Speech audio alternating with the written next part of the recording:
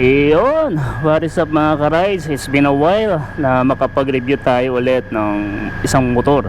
At this time, eto na nga ang tinatawag nilang cheapest expressway legal motorcycle, the Motorstar Cafe 400. Peace lang, walang away. Peace lang, walang away.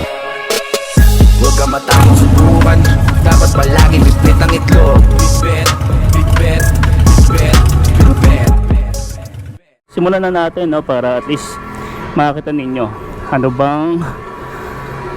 ba, no, yung point of view nito. Ito yung point of view niya mga ka-rides. Okay, so start natin. Yan yung tunog, stock muffler yan mga ka-rides. Yan, no, ganda, di ba? Buo ilaw niya mga ka-rides. Yung ilaw ng instrument panel mo, simple lang, medyo mahina nga eh. Pero yung nito mga ka-rides, headlight, napalitan na to, LED na to, kaya malakas. Yung stock mahina. Lahat ng ilaw nito mga ka-rides in stock bulb type. Ang una ko napansin dito mga ka-rides, magaan to, no, para sa isang big bike. Siguro kung first timer kang magbi-big bike, mabibigatan ka. Pero sa mga nakasubaybay sa akin, alam nila na nagkaroon tayo ng NK400. Ayun, grabe yun. Ang bigat nun. Ilang beses na ako multi-pumagsak dun eh. Sa bigat nun. Pero ito mga ka-rides, talagang mas na-manage ko siya. Pero kung galing ka sa small displacement like 125, 150cc, 100cc, you will find this na may kabigatan. Yung kanyang riding posture mga ka-rides, as you can see, ewan ko kung nakikita nyo pero i-describe ko na lang pala, no? Talagang upright ako dito, sobrang relax. May backpack pa ako nito ngayon, pero hindi ako talaga, yung nahihirapan. Kasi diretso yung katawan ko eh. Mataas yung kanyang handlebar. Okay, again, stock to mga ka-rides tingnan nyo, no, lakas ng ilaw ko, no? Pero kung stock yan mga ka-rides, wala. Yan, madilim-dilim yan. Ngayon, kung gusto nyo palitan to, may nakikita ako sa Facebook page ng Cafe 400. Pinapalitan nila to ng LED na backlight para mas mukhang malinaw. Pero sa akin, so far, okay pa naman. Nakikita ako naman no? Malabo lang talaga siya compare sa iba, lalo na sa mga LCD na yung panel gauge. Ito talaga medyo malabo. Old school siya old school to mga ka-rides. Yung heat wise sa kanyang makina, hindi rin siya masyadong mainit, no? Hindi ko maintindihan bakit, kahit air cooled lang siya, no? Hindi siya masyadong mainit. Kasi yung NK400 ko dati, meron siyang radiator, may fan, pero iba yung init nun. Niluluto talaga yung mga eggs ko nun. Ito hindi siya masyado. Sa traffic na talagang sobrang solid, maramdaman mo. Pero hindi siya yung sobrang nakakapasok. Yung torque niya, again mga ka-rides, pag pumalo ka na ng mga 4 to 5,000 RPM, doon mo maramdaman na naka big bike ka talaga Pero sa ganito, yung chillax lang, okay lang. Parang talagang hindi ka matatakot. Kahit beginner ka, totoo yun mga ka-rides, hindi ka matatakot. Hindi siya sobrang kumbaga overwhelming yung power niya. Saka ito naman is ginawa, sabi nga nila, is para sa chill lang na riding style. Pero kung kailangan mo ng power, may bibigay naman siya talaga yung power. Alam nyo, kung ako tatanungin talaga, ano yung isang word na madi-describe ko sa Cafe 400 na Motorstar, walang iba kundi sulit. Sulit talaga siya mga ka-rides. Sa presyo niya, biray mo sa halagang 145,000. Tapos pag kinash mo pa yan, may less ka pa dyan. Tapos kung di mo naman siya ikakash, installment mo, napakagaan lang yan. Halos nasa 50k lahat ng ida-down mo, kasama na doon yung registration. Tapos monthly niya nasa lang 6,000. May rebate pa yan And that's only for 18 months mga ka-rides. May mga 150cc tayo dyan sa mga big 4 na yung 6,000 mo 3 years mo yung babayaran, uy. So minsan isip-isip din, no, kung ikaw mag-expressway o gusto mong maranasan yung expressway, hindi ka naman maselan sa technology, dito ka na, no brainer, di ba? Kumbaga naka big bike ka na malakas sa gas.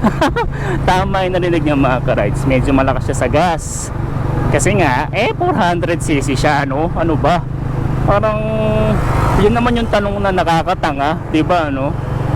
Pag tinanong ka, matipid ba yan? Yo. 400cc hindi siya matipid, lalo na kung ikukumpara mo sa kung sanay ka sa mga small displacement. Okay, pero sa category niya na 400cc, sa ibang counterpart niya, okay na rin to. Hindi na rin siya masama, hindi na rin siya sobrang, kumbaga mas matakaw. May mas matakaw pa dyan. Yung NK400 ko nun, talagang yung matakaw yun. Given naman 2-cylinder, iba yung power nun. Pero ito, dito, happy ka dito, lalo na kung first big bike mo, happy ka. Pero mo naka big bike ka ng mas mura, tapos pwede ka na kagad mag-expressway. O, di ba? So far wala pa naman akong na-encounter dito na problema, sakit sa ulo, matayan, at kung ano man. Siguro nga kasi bata pa Tingnan natin sa mga susunod pang araw kung may ibibigay sa atin siya, pero wag na tayong manghingi, di ba? Mas maganda yung enjoy na lang natin yung paggamit. Enjoy the ride, ika nga.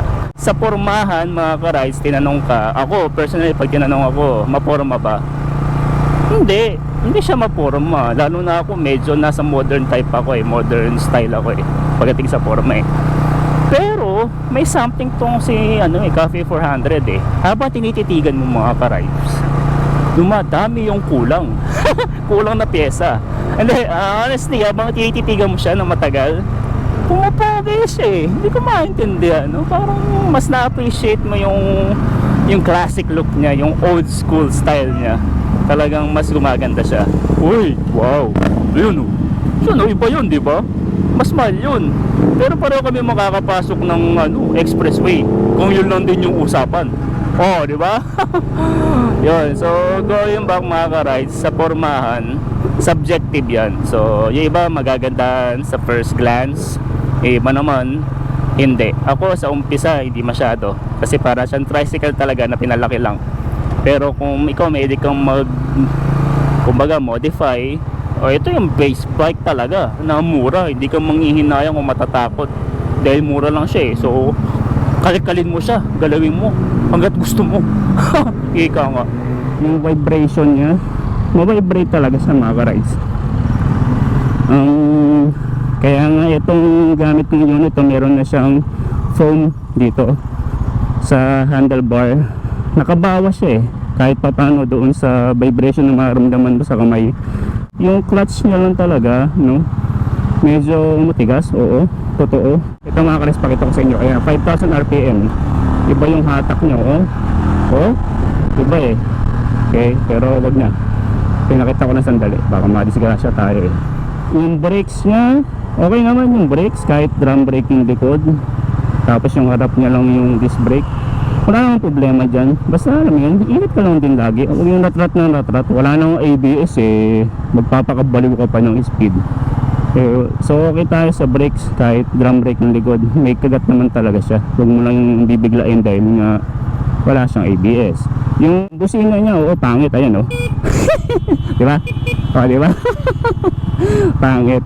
Ang mga napalitan pa lang dito is ito. Tapos nalagdag to.